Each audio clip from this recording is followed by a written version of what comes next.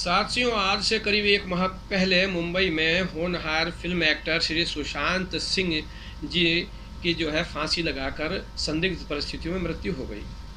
यह कहा जाने लगा कि उन्होंने आत्महत्या की है और इसकी पुष्टि के लिए मुंबई पुलिस के वरिष्ठ पुलिस अधिकारी के द्वारा यह बताया गया टेलीविज़न में, जो मैंने भी सुना, कि पोस्टमार्टम ये कहती है कि लटकने के कारण दम घुटा और इससे उनकी मृत्यु हुई। तो ये लटकने के कारण जो दम घुटता है वो तो यदि जिंदा व्यक्ति को भी लटका दिया जाए तो उसका भी पोस्टमार्टम में यही बात आएगी। लिहाजा ये हत्या है या आत्महत्या, एक खुले दिमाग से इसकी विवेचना प्रारंभ करनी चाहिए। और मैंने इसी संबंध में एक वीडियो तत्समय ही बनाया था कि सुशांत जैसे होनहार को न्याय देने में लाचार न्यायिक व्यवस्था, इन सब बातों का खुलासा किया था। अब इसके बाद एक और चीज़ सामने आ गई कि सुशांत सिंह जी का जो परिवार है वो मुंबई पुलिस की विवेचना और वहाँ जो एफआईआर पंजीकृत हुई उससे संतुष्ट प्रतीत नहीं हुआ। उन्होंने बिहार में एक एफआईआर पंजीकृत करा दी। बिहार पुलिस ने तुरंत ही उस पर विवेचना प्रारंभ कर दी। एक आईपीएस अधिकारी को मुंबई भेजा, लेकिन मुंबई पुलिस ने सहयोग नहीं किया बल्कि उनको क्वारंटाइन कर दिया। ये बात सामने आई कि अब बिहार पुलिस ने जो एफआईआर पंजीकृत करके विवेचना प्रारंभ की थी, क्या विधिक दृष्टि से वो सही बात थी या मुंबई पुलिस जो विवेचना कर रही थी उसे ही अधिकार था? क्योंकि जहाँ पर भी अपराध होता है उसके स्थानीय क्षेत्र अंतर्गत जो मजिस्ट्रेट जहाँ पर वो मुकदमा चलेगा विवेचना के बाद, उसी के क्षेत्र अंतर्गत जो थाना है वही विवेचना कर सकता है। इसी तरह की बात जो है आज टीवी में सुनने को मिली, जिसमें हमारे जो सम्मानित विशेष लोक अभियोजक श्री उज्ज्वल निकम साहब हैं, उन्होंने दंड प्रक्रिया संहिता की धारा 177 का उल्लेख करते हुए इस तरह से कहा, उसमें यह प्राविधान है कि जहां अपराध हुआ है उसके स्थानीय क्षेत्र में अधिकारिता रखने वाले न्यायालय के द्वारा ही विचारण या जांच की जा सकती है। लेकिन मेरा यहाँ कहना यह है कि यह विचारण या जांच का विषय नहीं है, अभी विवेचना हो रही है। कुछ साथियों ने इस संबंध में मेरे को भी ये बात कही कि आपका इसमें क्या विधिक मंतव्य है। तो मैंने इसका विचार किया इस संबंध में जो भी बातें सामने आ रही थीं, और उसी उद्देश्य से ये वीडियो आपके सामने रख रहा हूँ। तो सबसे पहले तो विवेचना समझनी चाहिए कि विवेचना क्या होती है।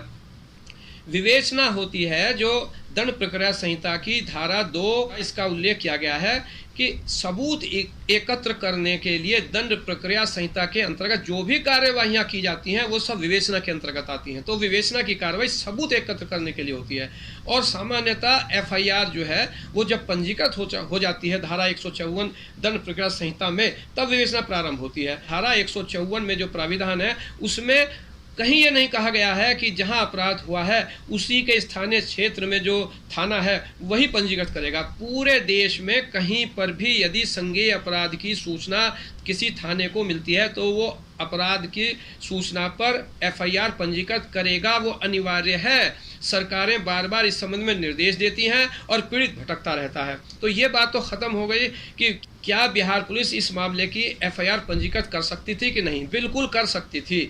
ये बात एक और आ गई कि सामान्यतः ऐसा नहीं होता है, क्योंकि एफआईआर एक होती है, उसका प्रथम सूचना रिपोर्ट। लेकिन कभी कभी क्या होता है कि जो चालाक अपराधी है वो अपने ही आदमियों से एफआईआर पंजीकृत करा देता है, पीड़ित जो है वो परेशान होता है। तो लिहाजा इस प्रकार से अगर सूचना आती है कि पहली जो एफआईआर वो सही तथ्यों पर नहीं पंजीकृत हुई, विवेचना भी सही नहीं हो रही है, तो पीड़ित जो है वो करा सकता है एफआईआर।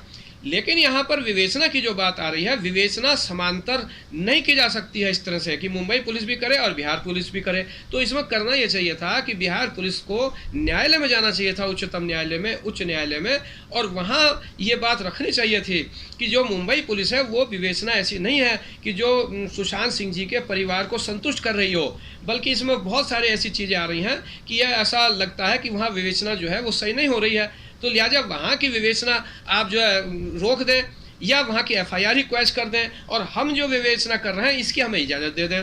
तो फिर न्यायालय के ऊपर यह था कि सब बातें सुनने के बाद वो किसको विवेचना के लिए अधिकृत करता या किसी तीसरी एजेंसी को अधिकृत करता, जैसे कि अब उच्चतम न्यायालय ने किया है कि सीबीआई के द्वारा विवेचना कराई जा रही है। और न्यायालय को तो इतना अधिकार है कि वो पुलिस अधिकारी के अलावा किसी अन्य को भी विवेचना करने के लिए अधिकृत कर सकता है। इस अधिकार का जो उपयोग है वो न्यायालय जनरली नहीं करते हैं, जबकि है ऐसा अधिकार। तो एक चीज अब और रह गई कि एफआईआर पंजीकृत कराने के बाद जो विवेचना बिहार पुलिस ने प्रारंभ की थी, क्या वह विधिक दृष्टि से सही विवेचना है या उन्होंने अधिकार से बाहर जाके विवेचना प्रारंभ कर दी। इसके लिए हमें धारा 156 दंड प्रक्रिया संहिता का अवलोकन करना पड़ेगा, जहां पर एफआईआर होने के बाद विवेचना प्रारंभ होती है। इसमें सब सेक्शन 2 में लिखा है कि यदि किसी पुलिस अधिकारी को विवेचना करने का अधिकार नहीं भी है, तब भी इस पर इस आधार पर आपत्ति नहीं की जा सकती कि उसको अधिकार नहीं था। इससे अर्थ ये निकलता है कि विवेचना जो बिहार पुलिस ने करी है, यदि उन्होंने कोई साक्ष्य एकत्रित कर लिए हैं तो वो साक्ष्य भी न्यायालय में ग्राह्य हैं। उन्हें आप ये नहीं कह सकते कि वो अधिकार उनको नहीं था और इसलिए वो सारी विवेचना खत्म हो गई। वो खत्म नहीं हुई, जो भी वहाँ पर सबूत उन्होंने एकत्र किए हैं वो भी मान्य है।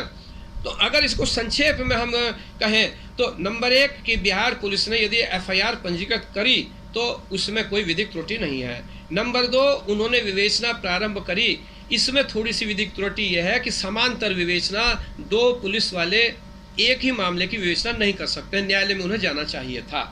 लेकिन फिर भी यदि उन्होंने विवेचना प्रारंभ करके कोई सबूत एकत्र कर लिए हैं तो अब ये न्यायालय के ऊपर है, वो सबूत जो है वो न्यायालय मान भी सकता है और मानने चाहिए। अब ये सारा झगड़ा इसलिए पैदा हो गया कि मुंबई पुलिस ने जो विवेचना प्रारंभ करी वो आत्महत्या मानते हुए प्रारंभ कर दी, और पोस्टमार्टम रिपोर्ट में जो चीज़ें देखनी चाहिए थी या पंचनामा बनाते वक्त जो देखनी चाहिए थी कि हत्या या आत्महत्या क्या प्रतीत हो रही है, इन सब चीज़ों को नज़रअंदाज कर दिया गया, जो मैंने पहले वीडियो में सारी बातें कही हैं। तो ये इस तरह की पेचीदगियाँ जो पैदा होती हैं, ये भी मैं इस वक्त कहना चाहूँगा कि इसीलिए होती हैं कि पुलिस अधिकारी जो हैं उनके साथ कोई विधि विशेषज्ञ नहीं होता है और ना ही वो विधि विशेषज्ञ की किसी बात को सुनते हैं। ये अमूमन देखा गया है और यही हमारा अनुभव है, जो उनके आईपीएस अधिकारी जो निर्देश देते हैं उन्हीं के अनुसार कार्य करते चले जाते हैं या राजनीतिक दबाव में होता है। जानते बूझते सब जो है ये इसी प्रकार से गलत जो है होता चला जाता है और इसीलिए लोग दर बदर भटकते रहते हैं। न्याय के लिए जो है आप देखिए कि किस प्रकार से ठोकरें खाने के बाद भी कब किसको क्या न्याय मिलता है। मुलजिम भी जो बनाया जाता है पुलिस के द्वारा वो भी दुखी, पीड़ित भी दुखी। तो ये सारा का सारा ये जो है ये हमारी न्यायिक व्यवस्था इसी में उलझी हुई है। जब तक दंड प्रक्रिया संहिता में संशोधन ठीक तरह से नहीं किया जाएगा और विधि विशेषज्ञों के निगाह से ही विवेचना की जाए, ऐसा एक प्राविधान बनाया जाए दंड प्रक्रिया संहिता में, ऐसा नहीं कि जो विधि को जानते नहीं है, कानून को जानते नहीं है और बस अपने निर्देशानुसार विवेचना कराते रहते हैं। ये जब तक ये चीज़ें समाप्त नहीं होंगी तब तक इसी प्रकार से भटकते रहेंगे। एक चीज़ ये है ना कि 1-1.5 महीने बाद इस तरह से अगर कोई सीबीआई या कोई भी एजेंसी अगर विवेचना प्रारंभ करे तो वहाँ तो सारा चीज़ बदल जाती है। चूँकि इस प्रकार के जो अपराध होते हैं फांसी लगाकर गले में फंदा डालकर लटकने के, उनमें तो सबसे जो महत्वपूर्ण चीज होती है वो है स्पॉट इंस्पेक्शन, घटना स्थल का निरीक्षण करना, फिर जो मृतक का शरीर है उसका सूक्ष्म दृष्टि से निरीक्षण करना। वो सारी चीजें खत्म हो गई। अब तो क्या जैसे कहते हैं ना, सांप निकल गया लकीर पीटते रहो, तो बस वो स्थिति आ जाती है। जय हिंद, जय भारत।